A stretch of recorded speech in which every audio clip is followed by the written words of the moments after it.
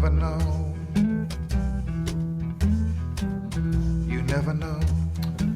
Hey, all right. Happy New Year. Okay. Enough of that. I'm David Olney, and this show is called You Never Know. And it's a new year. It's 2016, which I always have a problem writing checks because I always forget. But, you know, writing checks has now become this weird thing that, you know, a throwback to some, you know, earlier age, black and white movies and all that. I can't keep up. That's all there is to it. Okay, so, yeah, played at the End in Nashville, and that was like super amounts of fun. I had a really good time. I saw Annie McCue. It was really cool. I played a song with the band, played a song that I'd written with Annie and John Hadley, and we hit the first couple of notes, and she walks in the door. It was like straight out of Hollywood. Okay, so we did that, and wanted to Bruce Fitzpatrick, who owns the End and has been a, you know, mover and shaker in the Elston Place area for years, and that's a good guy. And also wanted to thank Jim Ridley at the Nashville scene for a little, you know, pick of the week type thing, what to go see in Nashville. I appreciate that. And okay, so the usual, you know, that's me, and there you go. There's the songs. DavidOlney.com, you can get that stuff. And all right, you know, this is a guy, Ralph Jungheim, who has said nice things about me and is very supportive. And he's a real interesting guy, and he's written this book.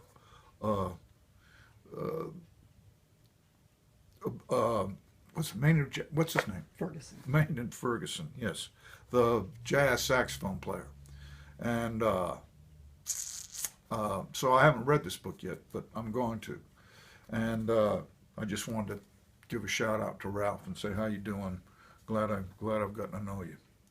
All right, you know, sonnet books. Is there anything else I'm supposed to talk about? No, I don't think so. Huh? 30A. Oh yeah, 30A Songwriters Festival in Florida, Santa Rosa Beach, Florida. Blah, blah, blah, blah. There'll be a bunch. It's January 15th through 17th.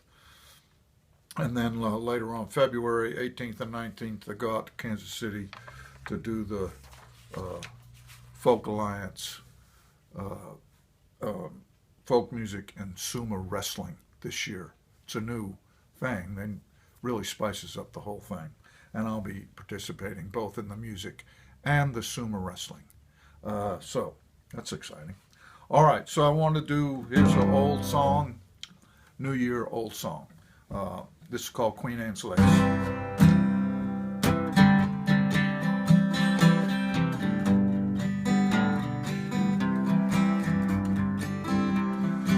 Every golden curl in place, she's as fine as Queen Anne's lace, that no one could ever fault the way she looks tonight. And the man standing by her side shows her off with such eager pride. Seems since I saw her last, she's done alright. She can never place me in her mind. For me the years have not been kind. She'll never see the boy she knew in the man I've grown to be. From her station and her place, she'd never recognize my face. I have fallen like a windblown leaf from her memory. For she's traded all her pain for bright lights and chilled champagne. And I'm sure her newfound friends all think they know just where she's been. Yes, they think they know her well. Are the stories I could tell, for she's as fine as Queen Anne's lace, but I knew her well.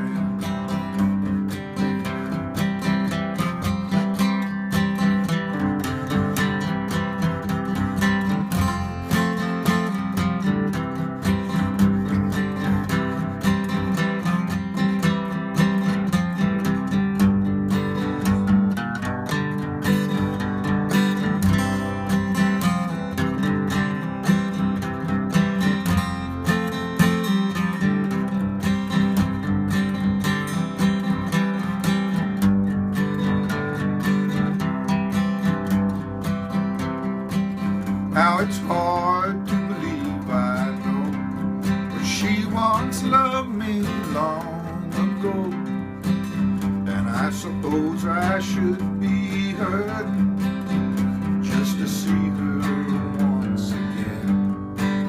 Ah, but now that she's grown so proud, I wouldn't want her anyhow, for she's as fine as Queen Anne's lace.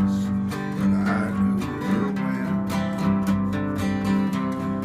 Yeah, she's traded all her pain for bright lights and chilled champagne. And I'm sure her newfound friends all think they know just where she's been. Yes, they think they know her well. Ah, the stories I could tell, for she's as fine as Queen Anne's lace, but I knew her when. Yeah, she's as fine as Queen Anne's lace, but I knew her when.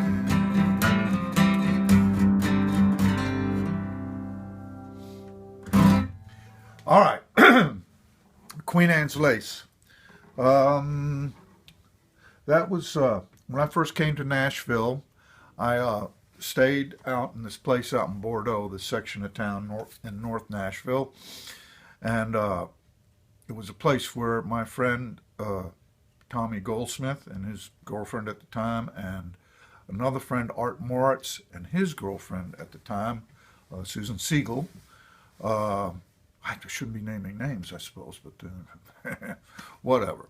Anyway, they lived out there, and I came up from Nashville, and I was the man who came to dinner. It's like when I come to dinner, I stay for breakfast and lunch and the next dinner.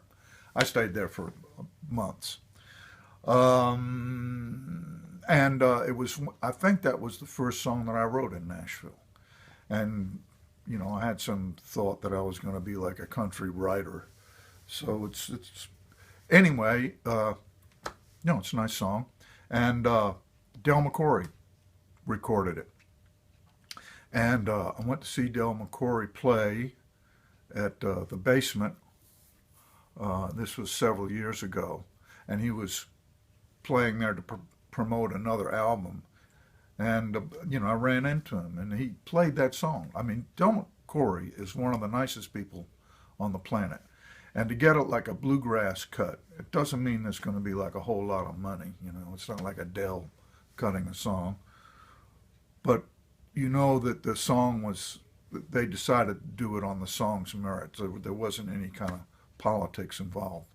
Bluegrass is a very honorable branch of music, I think. So there's that. Let's see, was there anything else I wanted to say about Queen Anne's Lace? No, that's it. And I'm running out of steam here.